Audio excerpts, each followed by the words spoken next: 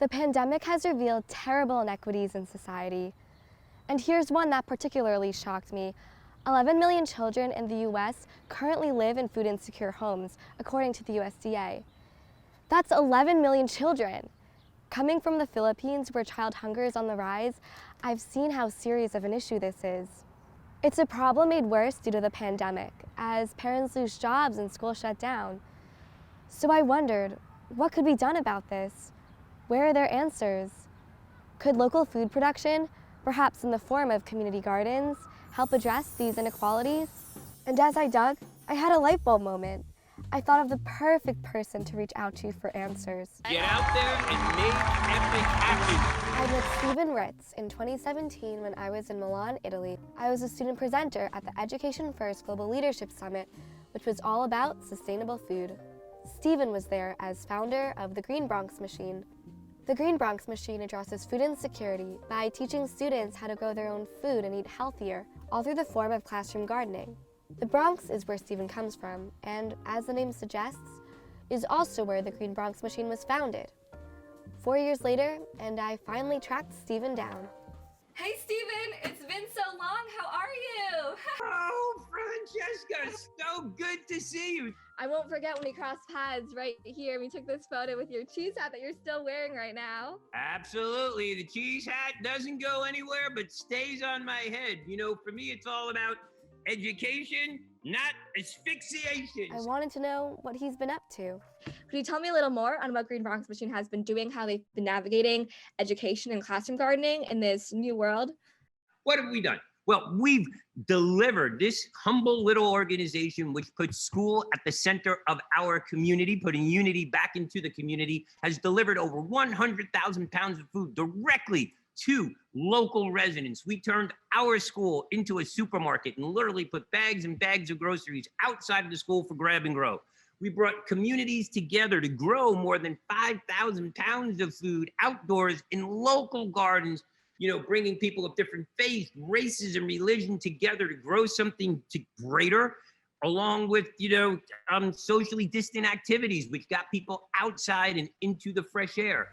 I also spoke to Stephen's daughter, Michaela, who's been teaching in Green Bronx Machine classrooms since the pandemic. Here we are, class 4E3, ready to say hi to you. Hey everyone. Hi, how are you doing? Good. We have been taking some trips to the room, so we've tried some lettuces that are growing and basil as well. Raise your hand if you tried the lettuce. All right, keep your hand up if you liked it. Everyone liked it. Everyone likes the lettuce. That's great to hear.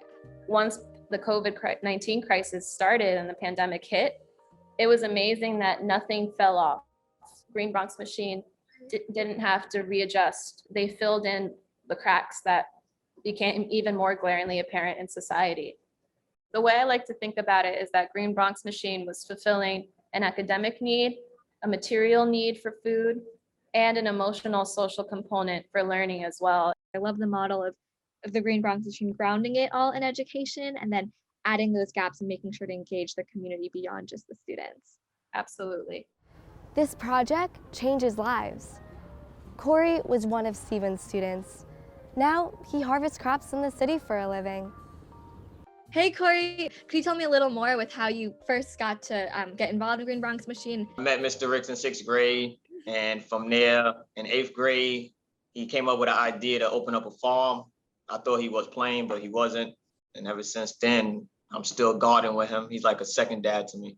So with COVID-19 and all, because I know it's a scary time for a lot of us, how have you seen the work of the Green Bronx Machine grow as a result of COVID-19? Without Green Bronx Machine, I don't know half of the kids be eating since COVID, because it's kind of really, really bad since the system school shut down. People don't realize that kids need food. Without the school system, they won't get food like they need to. Across the country, 30 million children rely on reduced price or free meals in school. Community gardens won't solve the problem, I realized, but they can still certainly help. If we didn't have Green Bronx Machine, I don't know how this COVID-19 would turn out for the kids and the parents. Because that's the main thing in the Bronx is lack of food. The Bronx don't really have food like that. With schools slowly opening back up again, There's a lot of potential to implement classroom gardening in even more schools. The Green Bronx Machine model has already grown across the country, across the world, but this growth should only keep going from here. Green Bronx Machine and the Green Bronx Machine curriculum specifically is currently in about 500 schools nationwide.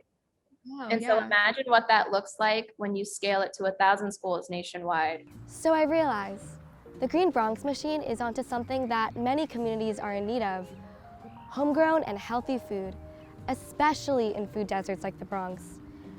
And most importantly, kids are leading the movement, learning to grow their own food from community farms to their family table.